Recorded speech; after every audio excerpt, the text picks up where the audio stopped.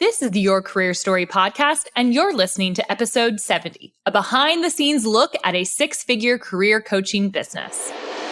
Welcome to Your Career Story podcast, a show that's designed for rockstar professionals looking for that extra booster shot of confidence in their careers.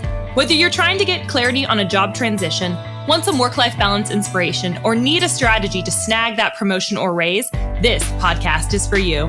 I'm your host, Jenna Viviano, ex-Wall Streeter turned startup junkie who now coaches hundreds of clients, empowering them to take back control of the job search and land their dream job. So sit back, grab a glass of wine, and prepare yourself for your weekly boost of career confidence.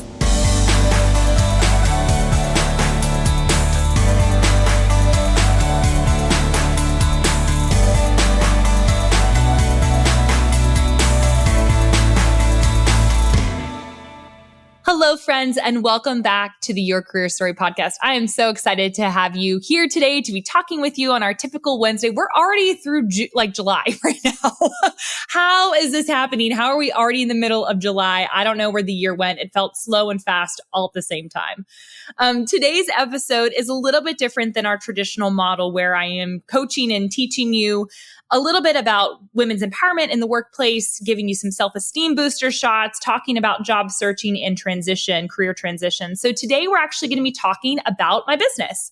And the reason why I wanted to do this episode is because I was getting a lot of questions on Instagram and LinkedIn and in my inbox just about how I built my business and how I've been successful monetarily and how I just have grown it over the years. And so I wanted to do this episode to give a kind of behind the scenes look of what it actually looks like to run a career coaching business, to run my business. And so this is relevant for you, even if you are a 9-to-5er and you have no interest in ever going into business, if you're curious about what it looks like or what my days look like, which some of you may, that this is going to be a great episode for you. This is also a really great episode for you if you're a wanna-preneur. So I was a wanna-preneur for a really long time where I was curious, but I was like, I loved listening to people's stories because I wanted to get kind of those stories as the vote of confidence of being like, if they can do it, I can do it. And so this is great for you if you're a wanna-preneur and you're like, I'm not sure, I want to do something, but I don't know what it is, or I do know what it is, but I'm too scared to jump. This episode is going to be really helpful for you.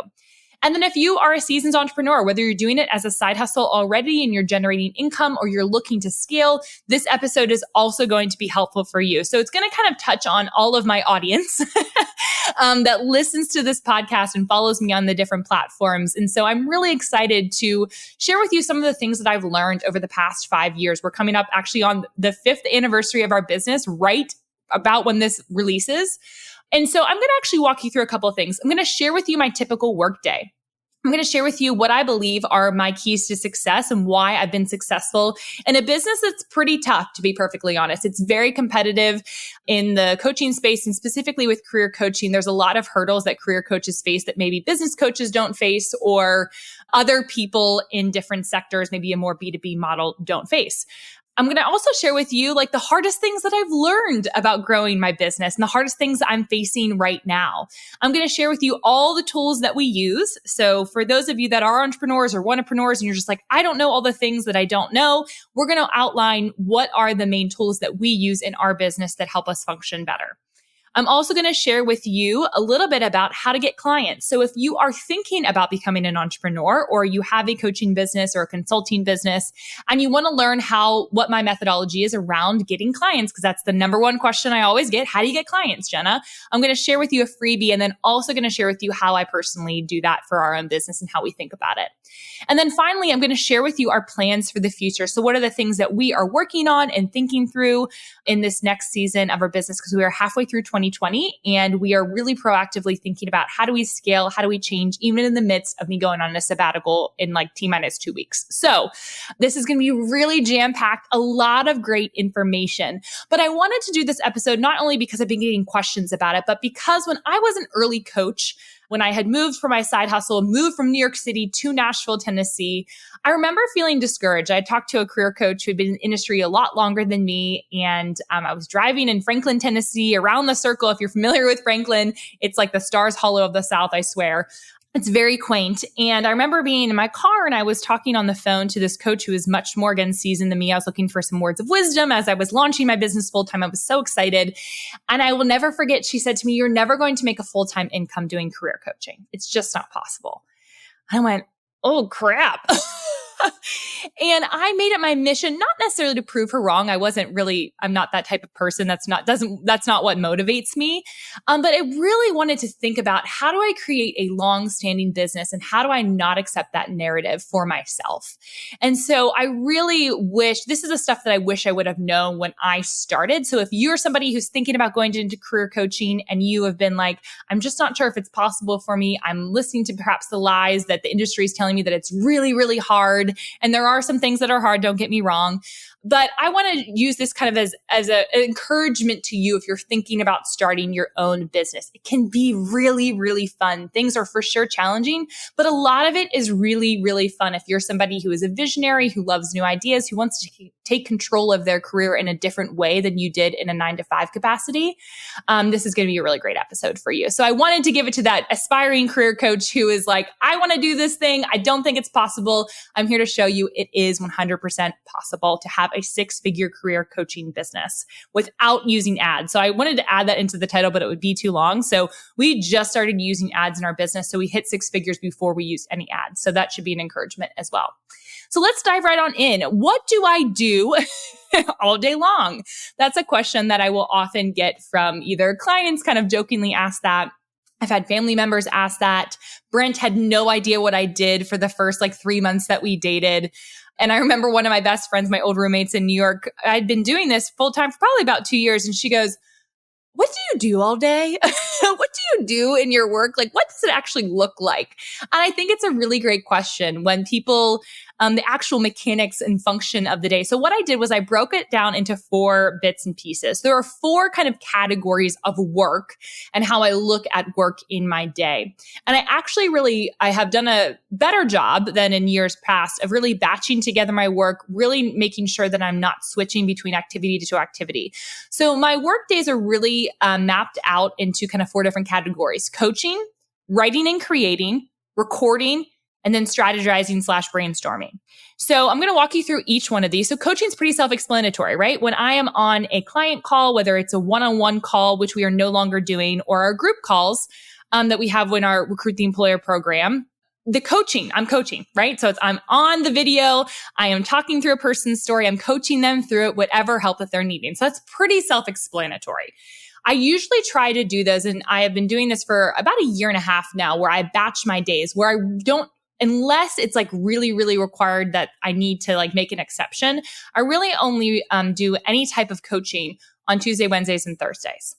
And I actually kind of moved that a little bit more, except for my group call on Wednesdays, just to Tuesdays and Thursdays. And so I'm really protective of my Mondays and Fridays. I'm really, really protective because that's when I do my writing and my creating. And a lot of you know that this year I actually, for the most part, try to take off Fridays. It has not happened really well this year. I'm pretty good at it. It's usually a half day, but sometimes I am able to take off the full Friday. So my Mondays and Fridays mornings are really designed for my writing and my creating. So I get a lot of work done on Mondays and Fridays around writing, whether it's LinkedIn posts, whether it's writing scripts for the podcast, whether it's I'm writing emails, which thankfully my marketing manager, Sarah, she takes over a lot of that now. So writing and creating, whether I'm thinking up, okay, how am I going to teach this better? When we were compiling our information for Recruit the Employer, the course, that's part of writing, right? So me creating that material is what I do. So coaching is one avenue. Writing and creating is another one. The third is recording. So whether I'm recording videos that are going to get put up in our courses, or I'm recording podcasts, or I'm recording live videos, that's another thing that I do. I typically try to do those again on Tuesday, Wednesdays, or Thursday. Those are my big work days. Tuesday, Wednesdays, and Thursdays are my big work days. I try not to batch too many things together because I know my energy level. I try to batch my podcast episodes together. My producer, who I'll tell you a little bit about him, and my marketing manager know that I'm not very good at the batching of the podcasting because I get really exhausted actually pretty quickly. And I'm usually a last minute person when it comes to getting these podcasts ready to go. And so I promise you, I will do better at this stage in the future. But yeah, so that's another part. So coaching, writing, and then recording. And I make sure that I block off parts of my calendar for that. And then the last piece is strategizing and brainstorming. I do a lot of that kind of in an active rest format on my Fridays or my Mondays. And so anytime that I am really thinking about what are we doing in our business, how do we need to think about our process differently, brainstorming new ideas, I do spend time doing that, whether it's consciously or subconsciously, or I set aside the time or don't. That is a part of the work that I do in my business, because as the CEO, as the visionary, and as we start thinking about growing and growing our team, I need to be wearing that hat. I need to be thinking about what's the future look like, what's the brainstorming that needs to get done in order to make sure those things start to come to fruition. So that is what a typical work looks like for me. I'm either coaching, writing or creating, recording, or strategizing and brainstorming. So that's kind of to give you an idea of that. And again, bulk of my work is Tuesday, Wednesday, Thursdays. Fridays and Mondays are really lighter or more intensive creative work where I'm not being distracted by calls. We do have a Monday morning call with my marketing manager, which is always super fun. We kind of recap on our weekends and the week, and we talk about our priorities for the week up ahead. So that's how we operate. Let's move into my keys to success. So I would say success, you've probably heard me talk about this before, but to me, success looks different for a lot of different people. So I'll share with you a little bit about how I define success in business, and you can define success however you look at it. So for me, when I'm looking at it from a business perspective and I look at my peers, a lot of people determine success by your financial capabilities and your financial success, right? And so we have built a 6-figure career coaching business, which I'm really proud of. And that's not just like a lot of coaches out there will say, oh yeah, we have a 6-figure coaching business, but they're making they have so many money they put into ads, and we have a very great profit margin. And so we net 6 figures in our revenue, which I'm very, very, very proud of. And we are continuing to grow that in multiple 6 figures. So that for me is what I feel like determines quote unquote success in our business from that perspective. We are reevaluating what success looks like. And I'll share a little bit about how we're thinking about that for the future and how we want to be thinking about success, because we get to define it in this business. I get to define it for this business. And so I take that very, very seriously. But for the first beginning, which most business owners will tell you, you don't have a business unless you have money coming in the door. And so that was a priority for us, is to get cash flow in. My dad used to joke, he's in construction, so their business model looks a little bit different, a lot different actually. And he would joke that I'm the cash flow queen. And I'm like, how do you run a business without being a cash flow queen? I don't know. You take a lot of debt out, I guess. I don't know, but that's never been our story. We are debt free, and we are very, very proud of that. So here are some of the keys to my success, I believe. One is I took quarter turns. So you're going to see us change and evolve over time, but we're always continually doing it on a quarter turn basis. And you've probably heard me talk about this on the podcast before, where I talk a lot with 9-to-5ers about making quarter turns in your career. You don't need to make a 180-degree pivot or a 360-degree pivot. You can make something that's smaller and smaller, getting you to the right direction of where you want to go in your career. I was just talking to somebody that's in our Recruit the Employer program in the course, and just kind of got on, and she was talking about making a change in her career. And she was a mental health professional looking to get into HR. And I said, it's a great idea for you to be working for a mental health organization and then side sweep into HR, and that be the quarter turn that you make, instead of trying to figure out a whole new industry and a whole new profession. If you can do that, great, but don't put so much pressure on yourself. It's okay to take a stepping stone across the river and not have to make a total overhaul in your career. The same thing has held true in my business. So I started out where I was doing, one-offs. That's why I've had so many clients. Said 800 plus clients. That is honest, because I've worked with so many people on these one-off basis. And once I got kind of exhausted of that, because you do, and you'd like to build more solid relationships with clients. For me, that was important to me. And so then I started and slowly pivoted to having more long-term engagements with clients. I was no longer doing one-off resume and LinkedIn reviews. And then I pivoted a little bit more, and I moved to a group format. And then I pivoted a little bit more and had our first course. And I pivoted a little bit more. And now we have our signature course that you guys have all heard about, Recruit the Employer. So we were slowly morphing ourselves that way versus making these jerky movements in our business.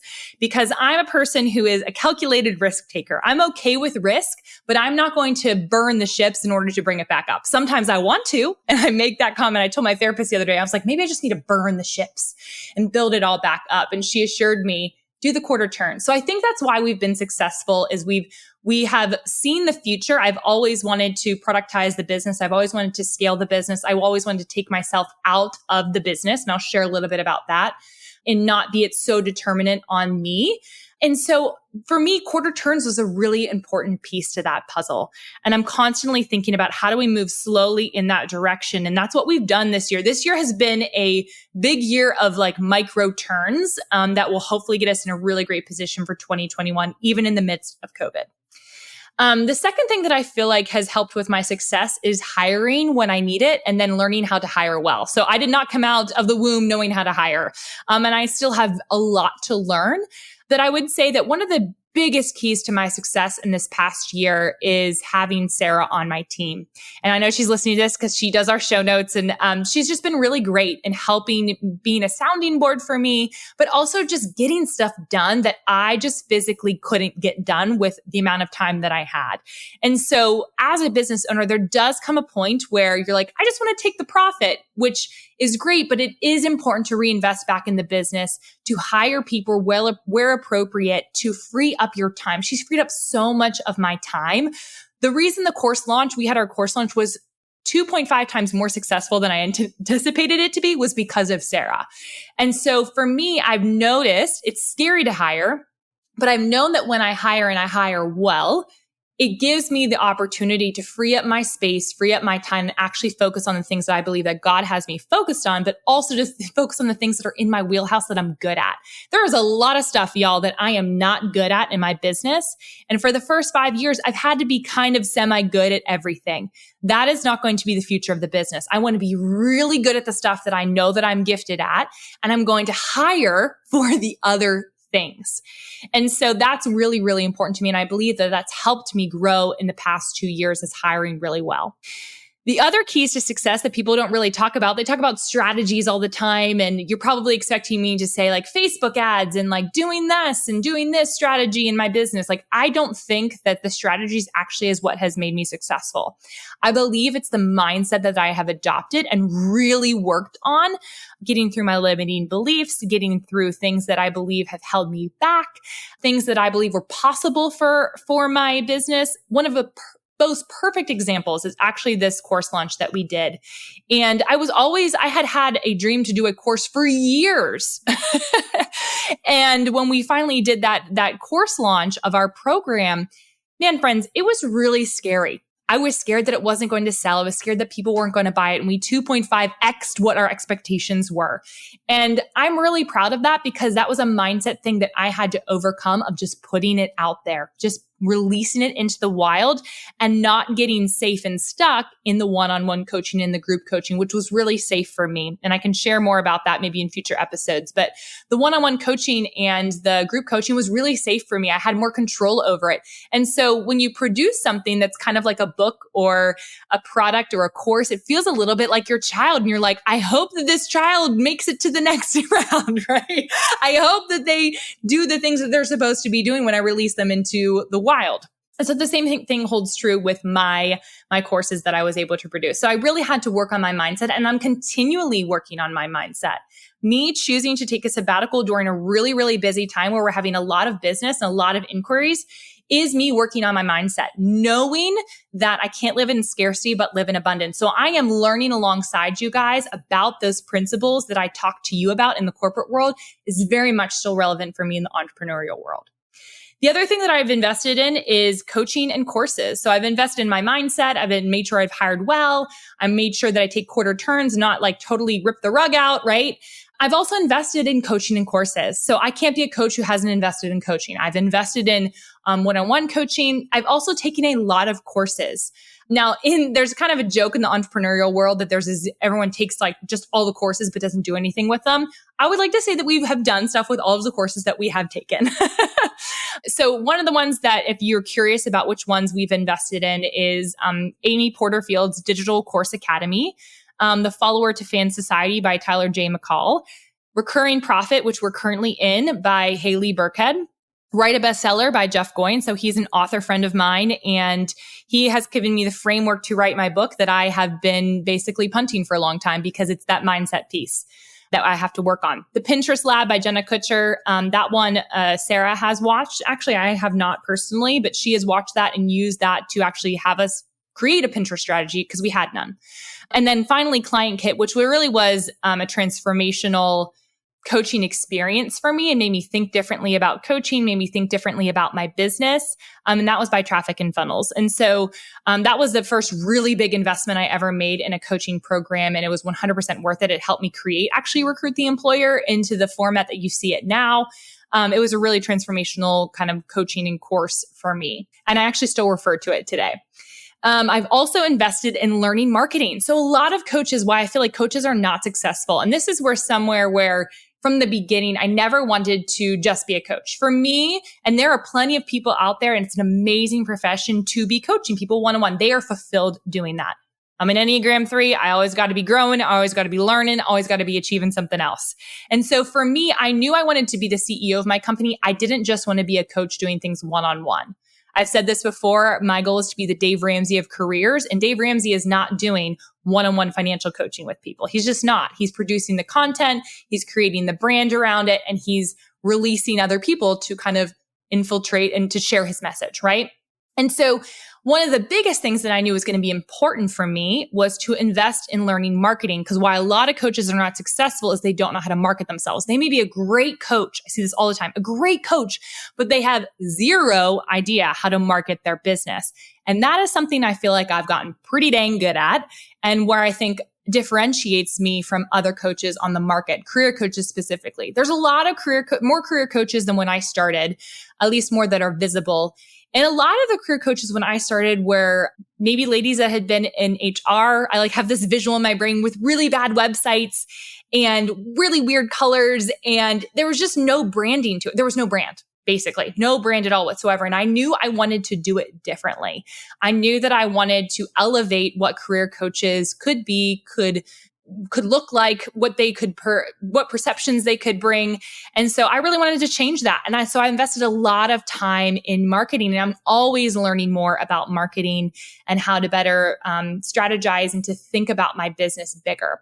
So here are some of the podcasts that I listen to personally. Amy Porterfield's Marketing Made Easy, James Wedmore, Mind Your Business podcast, which my friend Elizabeth McCravey was actually on recently, which is super fun. The Life Coach School podcast. This one's more just around mindset.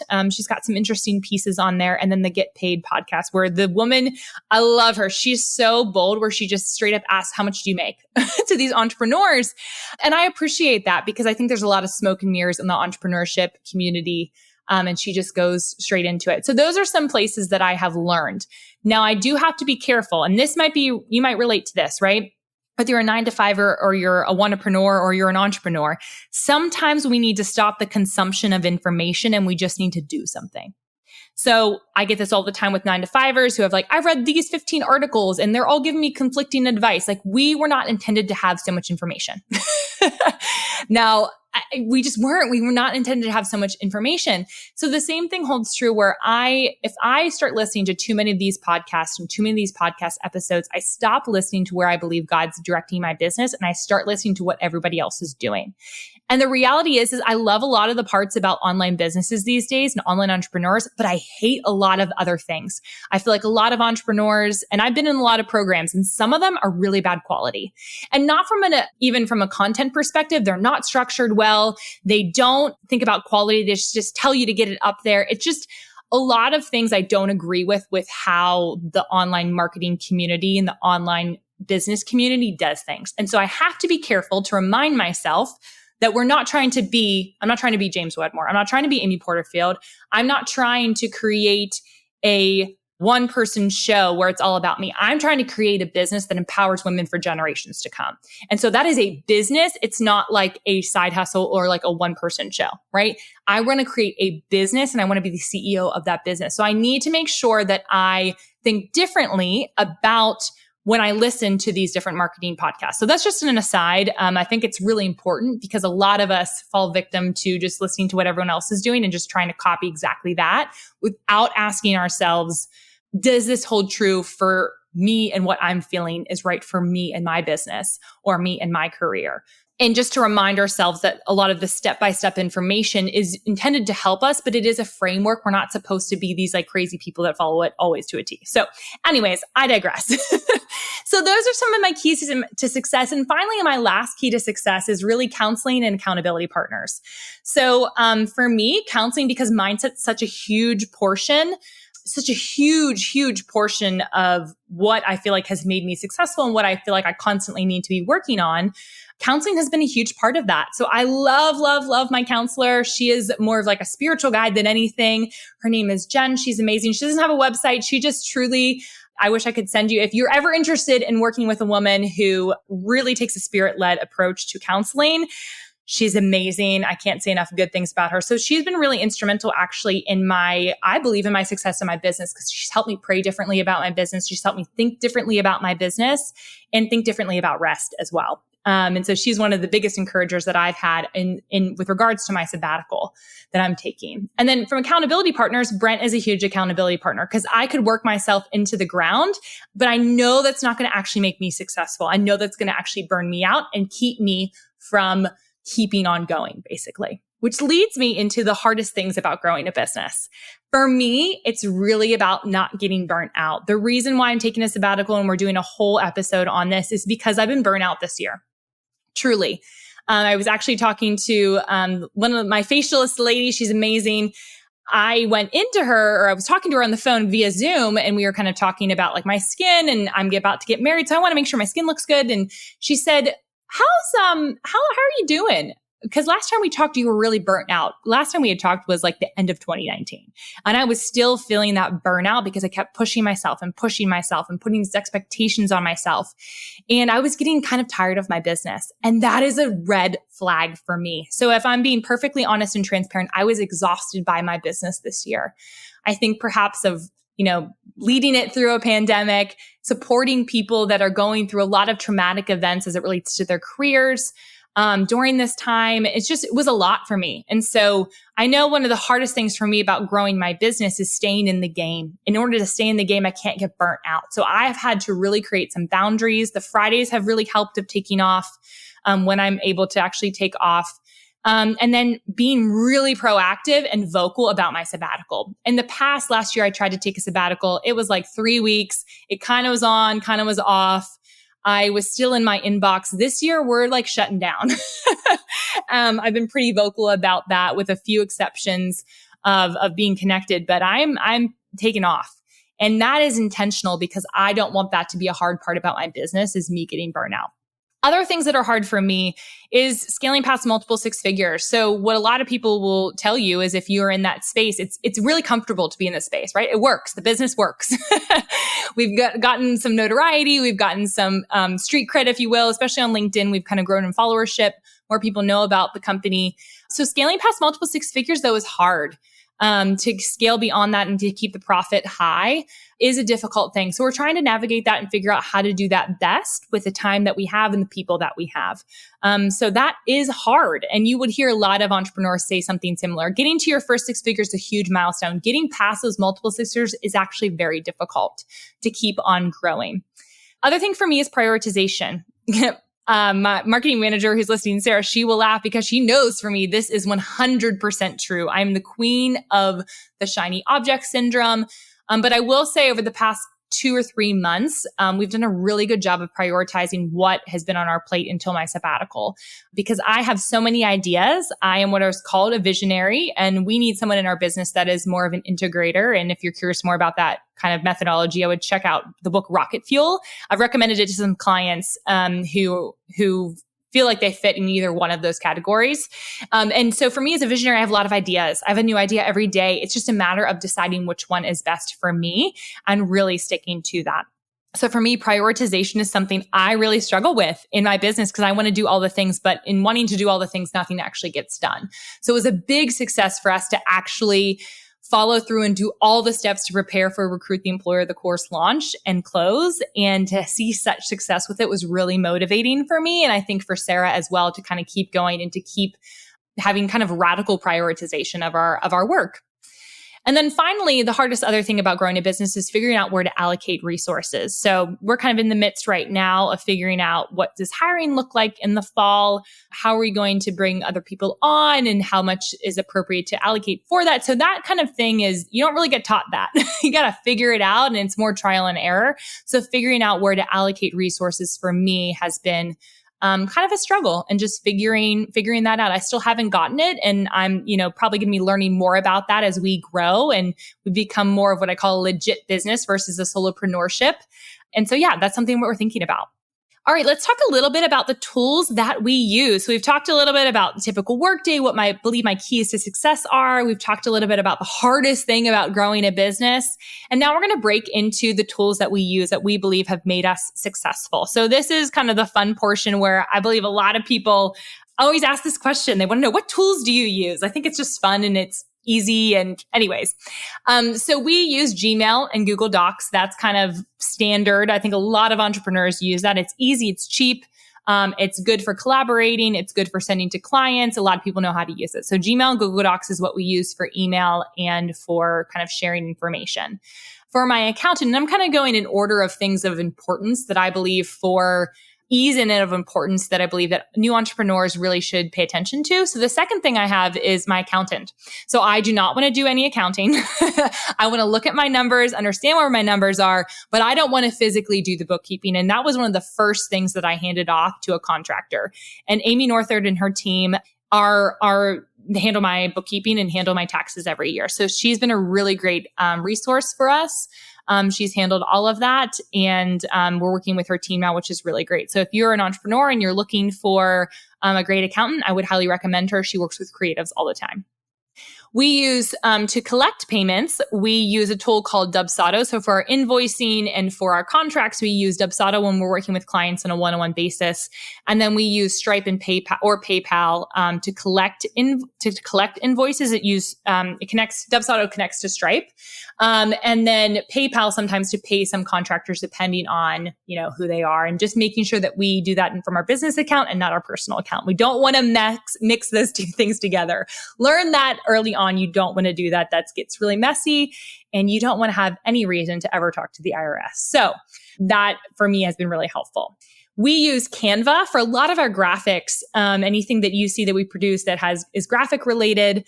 My photographer is Sarah Nicole Photography, and she has done all of my photos except for my first kind of batch of photos in business, which was Seeker's Photography. And so Sarah is actually doing our engagement photos. She's done, we'll be doing both of our weddings. And she has done all of my photos for the website that you see most recently. And anytime we use those photos and create graphics or whatever, we're using a tool called Canva. I love Canva. It's so easy to use. I use it with clients.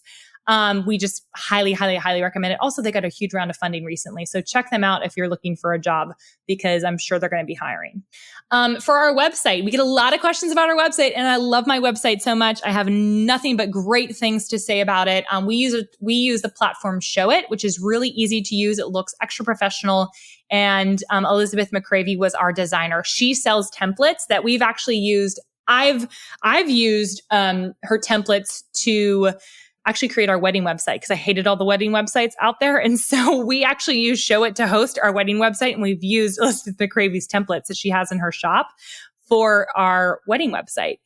She also, fun fact, has a template now that is named after me, which I am super excited about. So you should totally check that out, the Jenna template with Elizabeth McCravey, if you're thinking about elevating your website, which I definitely feel like has helped me charge a higher rate, but also be taken more seriously. I get so many compliments on my website, which I think just attributes to the brand that we're trying to build and that we want to look professional and modern and unique. We use Buffer and Planoly for programming. So whether we're pre-planning our LinkedIn, which you guys know that I do, I pre-plan my LinkedIn. I write it all in advance, usually on a Monday for like a couple hours. I'll write it for the whole month. and I schedule them out in Buffer. We also have used this same kind of idea with Planoly. Planoly is an Instagram tool. We've kind of stopped using Instagram as much. We go back and forth. We can't decide if we love it or we hate it.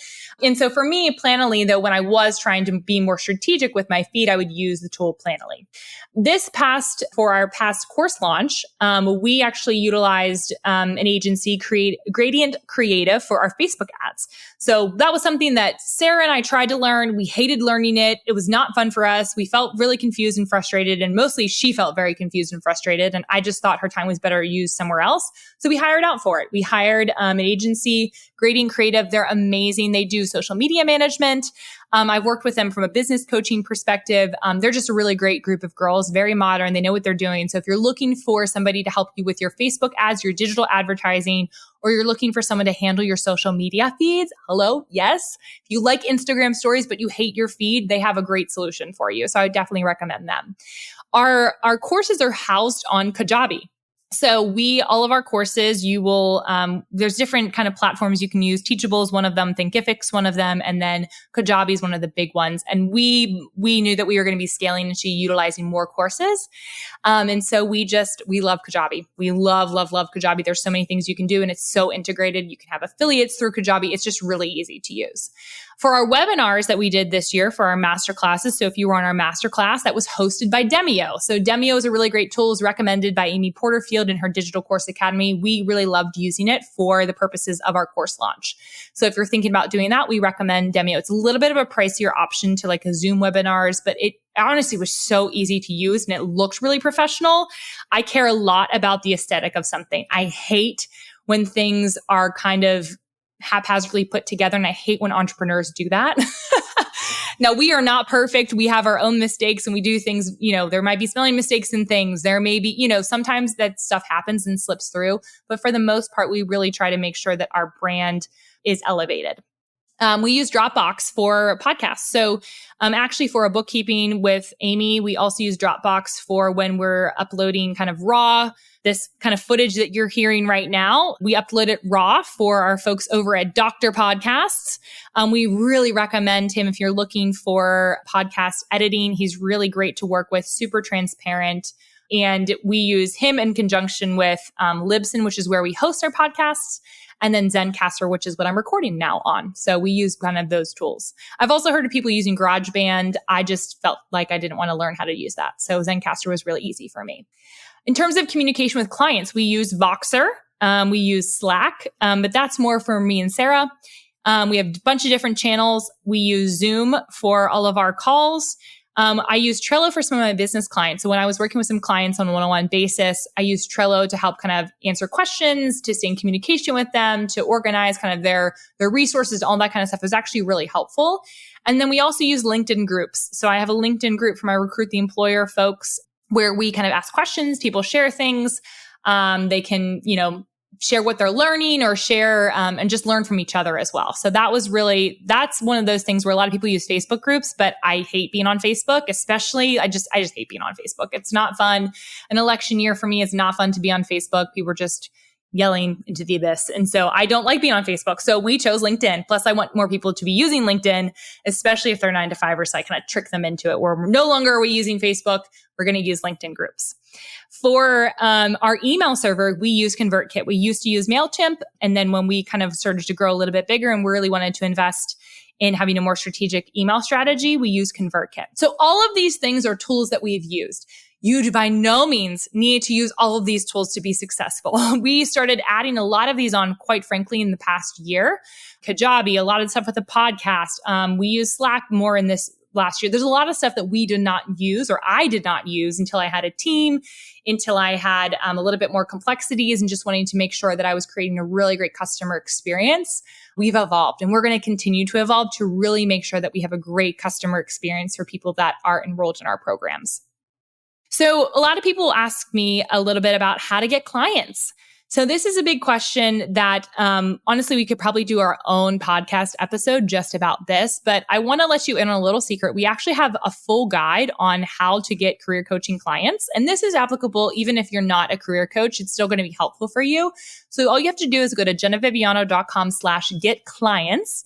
And that's going to get you access to our free guide on how to actually get clients. So make sure that you check that out. But I have like a 4-step system that I use. So it's first helping, and this is what I use when I'm working with clients. So first getting clarity. What do you want to do? What do you have to offer? It's very similar to what I do with my 9-to-5ers. So the same thing holds true. What do you want? And where can you bring value? What's your unique selling proposition? And then understanding who your clients are. What do they care about? What do they need? Where do they live? Really understanding them. Then from there, diving into content. So step 1 is clarity. Step 2 is clients. Step 3 is content and consistent content with one pillar. So what a lot of entrepreneurs out there will say, like, you need to be on Facebook, Instagram, LinkedIn, Twitter. Do you have a YouTube channel? What about your podcast? And you're just like, there's just too many things. So for us, why I said that we have a love-hate relationship with Instagram is it's just not a really great revenue source for us. We have not really loved using it. I don't personally love it. I try to stay off it. So for us, LinkedIn has been something we've really invested in. And let me tell you, friends, when you really invest in one social media source or one platform that you're going to go all in on, it really does make a difference. We had a goal to reach 20,000 followers by the end of 2020. Y'all, we hit that last month. And so that is just from consistency, from really being clear on where our people were. And that's how we got the cash monies. Honestly, we have not spent a lot of money on ads. The first time we really spent any significant money was in our course launch. And it was still, in comparison to a lot of other people, was so minimal. So I just want to encourage you that content is king when it comes to gaining clients. Making sure that you're active. And again, I could do a whole entire episode kind of on this. And we're going to be coaching people through this. You're going to hear me share a little bit about our plans for the future about how to build your brand if you're a career coach, because I really believe that there's not a lot of resources specifically for career coaches who have a little bit different of a market than people that are maybe business coaches. There's certain struggles that we as career coaches face with the 9-to-5 market when we're, providing services for a 9-to-5 market that the people that are business coaches just don't experience to the same level. And so I'm a firm believer that building your brand is one of the most important things that you can do for your business, and to have patience with it. There's no such thing as an overnight success. We're so used to microwaving everything and dishwashers and all this technology that makes everything easy. Building a business is not an easy button. It takes time. It takes patience. It takes learning, failing, and trying again. It takes a little bit of hustle. It takes a little bit of grace, and it takes a little bit of rest. And so all of those things combined, again, there are some proactive things that you can be doing from the content perspective, and just some other ideas that I have in that guide, jennaviviano.com/get clients for you to access. But those are a couple of the things that I have found have been really effective for me, is content and doubling down on the content of choice, and then really serving your clients really, really well. The other thing that kind of why I think the best way to get clients is to be really good at what you do and to differentiate yourself. So I have differentiated myself over the years that I speak specifically to my mid to senior level women who are ambitious, who really want to level up in their careers and take their careers seriously. And I've tried to get really good at serving those women. I wouldn't be able to do what I'm doing for as long as I've been doing it at the rate that I've been doing it if I wasn't good at my job. I want to be really good at helping women think differently, helping women see themselves differently, and helping women actually grow in their careers. I have to be really good. I have to hone that skill. There's a lot of coaches out there that maybe are really good at the marketing, but that have no idea how to actually do the thing that they're marketing to. Be very wary. Be very wary of that if you're not seeing people get success. And then finally, guys, this is a long episode today. Finally, let's talk a little bit about our plans for the future. So again, this is the behind the scenes look at what a 6-figure career coaching business looks like. We've gone through a lot of things today to share with you, the good, the bad, the ugly.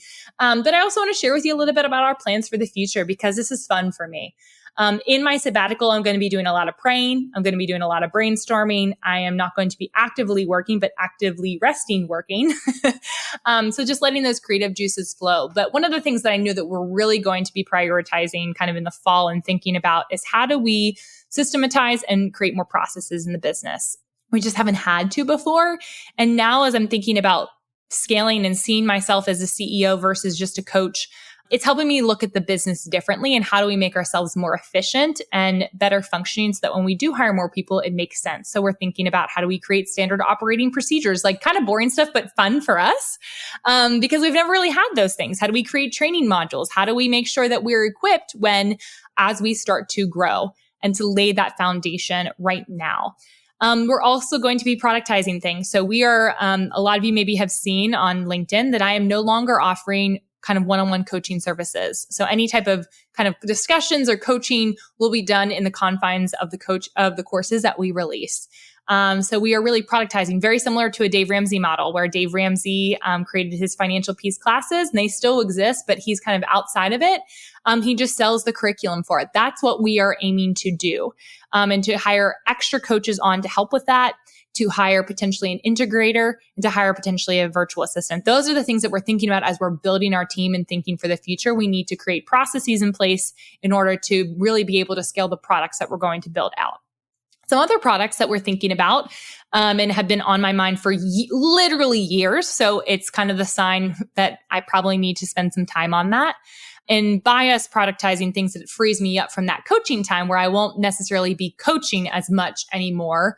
Kind of that one-on-one basis, we won't be doing at all. It's to work on these projects that I've been putting on the back burner for forever, but I know need to be birthed and put out into the world. So the first one would be our Your Career Story journal. So I've been wanting to do a journal for a really long time, specifically around careers. There isn't one on the market right now that I have found that really talks through women and their careers, helps you brainstorm differently, helps you think about networking differently, helps you think about your weeks differently. We talk a lot about the Monday method and the work wins. If you've been following along for long, you know I talk about those things. And so I want to create that into a journal. In conjunction with that, a job search journal. So pretty books to help you get through a kind of stressful time period, and to help you think differently about your career. So the journal is one portion of it. And then my dang book. Y'all, it has been a long time since I've been trying to write the Recruit the Employer, the book. And so I want to get it down. The goal, I don't have a goal yet. I need to think about that, what's realistic for me, but it is time. I have been talking about it for forever. And anytime I sit down to write it, I get overwhelmed by all the other things. It's a mindset problem. So that's something I'm working on to get ready to actually write the book and start writing it. Other things that we're going to be building out for the future is a career coach mastermind. So for those of you that are career coaches, we're going to be hosting a career coach mastermind to help. I've been coaching some career coaches. It's kind of a lot of words of coaching. I've been coaching a lot of career coaches, a couple of career coaches on a one-on-one basis. And it's been really fun to coach them in their careers, in their businesses, especially as they're starting out. And there's just some things that I wish that I would have known. And I want to create the space for men and women who are wanting to serve the 9-to-5 market, which I feel like is so underserved right now.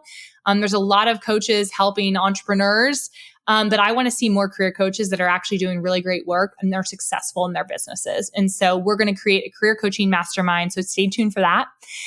We also are going to do a professional development membership. And so this is something we've been talking about probably for the past 5 or 6 months we realized that when we were doing some group coaching that a lot of women, once they do get the job, it's not always just about changing jobs. It's also about growing in skills that maybe your company never taught you about. So it's learning things like, how do you overcome imposter syndrome? Some things that we talk about on this podcast, but we want to deep dive on it. How do you career map? How do you presentation skills? Things that you need to know to advance and get to those leadership roles that maybe you're not being taught right now. How to navigate if you're the only woman in the room. Things like that I feel like are really valuable. And when women get together, magic happens. I firmly believe that. I've seen it every single time. And I want to create that environment for people. And then finally, the last piece for us is really the giving back. So you guys may have seen that we gave 10% of our proceeds on the course sales back to Tennessee Kids Belong, which is an organization that helps spread the awareness around foster care and help support organizations in different sectors to help them promote what that looks like for their specific sector, whether it's government, church, corporate, and then I forget the last one. I don't know the last one. I forget the last one, but they're a great organization. And so for us, that's also me taking a step back and really seeing this as a business, not just me as a coach. And how do we vision cast for the future? How do we make sure that this is a part of our framework and the fabric of our organization from the beginning? So those are some things that I'm going to really be proactively thinking about. How do we diversify who we hire on, who we bring on? That's a really big conversation right now. And I am taking that very seriously and thinking over this time period, how do we make sure that we are showing that representation across the board? So Y'all, this episode, a lot of great information, I hope, for you. I would love to see you over on LinkedIn. I would love if you would connect with me on Instagram or LinkedIn and tell me what your biggest takeaway was from this conversation. And if you are a career coach who is potentially interested in learning more about this mastermind when it actually comes to fruition, please, please, please email me or send me a message on LinkedIn. Guys, I love you so much. It's so fun to do Wednesdays with you, and I will see you next week on the Your Career Story podcast. Hey, y'all. Thanks so much for listening to Your Career Story podcast. I would love to get to meet you. And there are a couple of ways that we can connect in between episodes. First and foremost, you know I love my LinkedIn. Second is via Instagram. And third is over on my website. I actually have a special spot just for you full of fun, free resources. So all you have to do is go to www.jennaviviano.com/resources. Super simple, for a bunch of freebies that will help you boost your career. Hope to see you next week.